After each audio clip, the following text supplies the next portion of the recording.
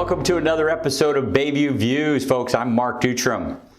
Today, let's explore two major schools of economic thought. You got the supply-siders and you got the demand-siders in economics. And we talk about how these approaches influence government policy. We'll also look at how recent history suggests we've hit the limits of what we call Keynesian economics and what that means for the future. At a high level, there are really two types of economists, the supply-siders and the demand-siders. The difference between them really plays a key role, though, in how the government makes decisions about taxes and about spending and about regulation.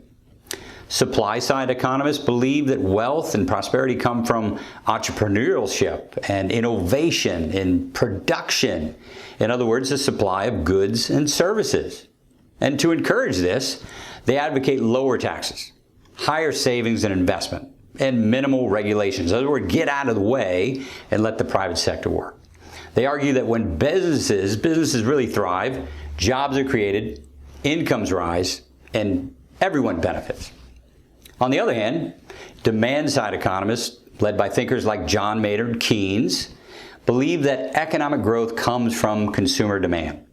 According to Keynes, if the economy slows, the government should just step in, boost demand by running deficits. In other words, spending more than what it takes in.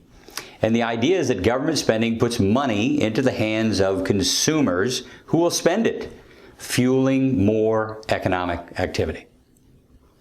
One of the core beliefs in Keynesianism is that high-income earners save too much. They have a higher propensity to save, while low-income earners are more likely to spend any money they receive.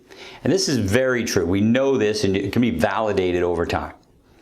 The Keynesian solution, however, is a redistribution of wealth from the rich to the poor to stimulate consumption.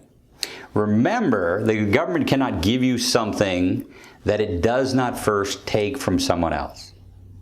It's easy to see why politicians love Keynesianism.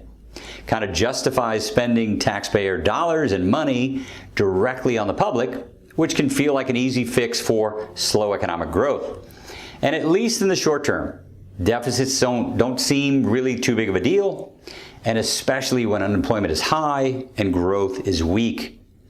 As Keynes himself one time famously said, in the long run, we're all dead anyway, suggesting that short-term results are all that really matters. In recent years, though, Keynesian economics has dominated government policy, especially in response to 2008 financial crisis and then again the COVID pandemic.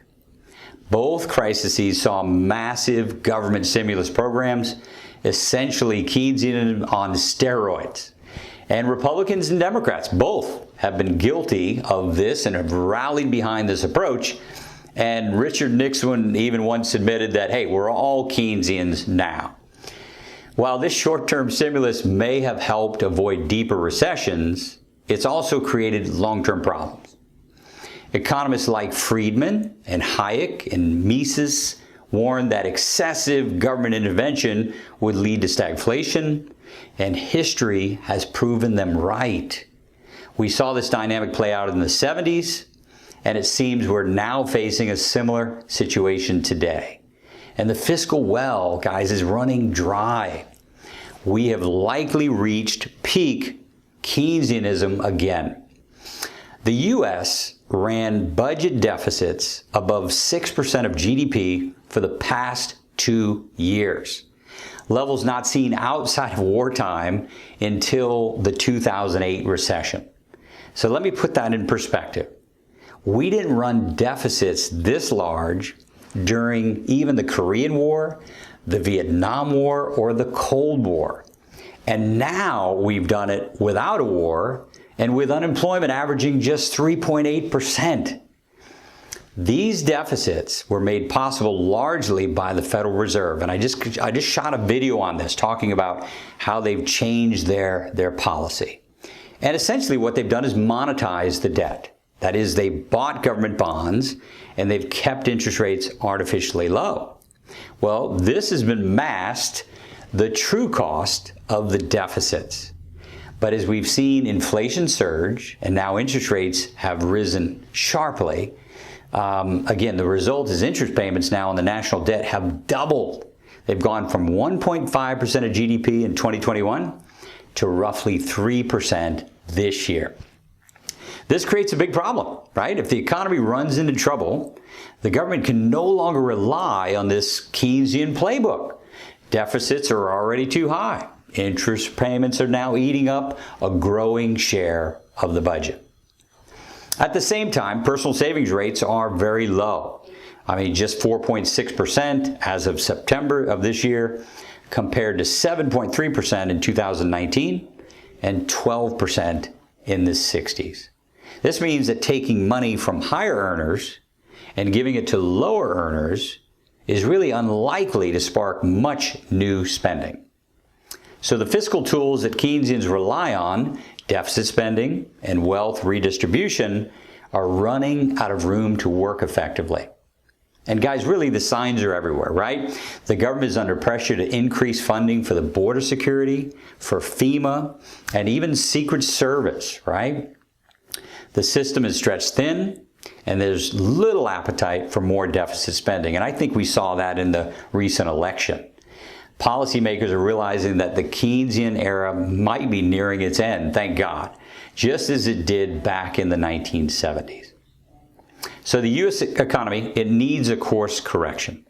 The good news, democracy allows us to change direction.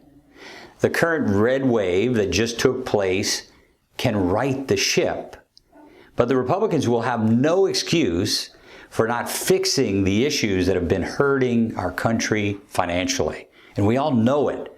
So supply side economics offers a roadmap for sustainable growth through smaller governments, right? Large governments crowd out the private sector through lower taxes, through decreased spending, through fewer regulations. Let capitalism work. How about we have a balanced budget for the first time since 2001? You heard that right. 2001 was the last time. Or how about maybe in having a budget in place and on time for the first time since 1997? It just sounds incredible to me. But again, both parties have been guilty of falling into this demand side approach.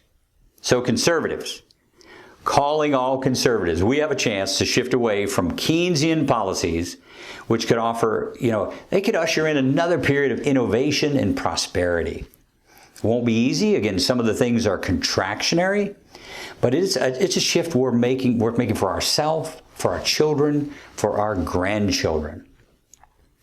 Thanks for your time today, guys, and thanks for watching another episode of BayView Views. Wishing you all the best.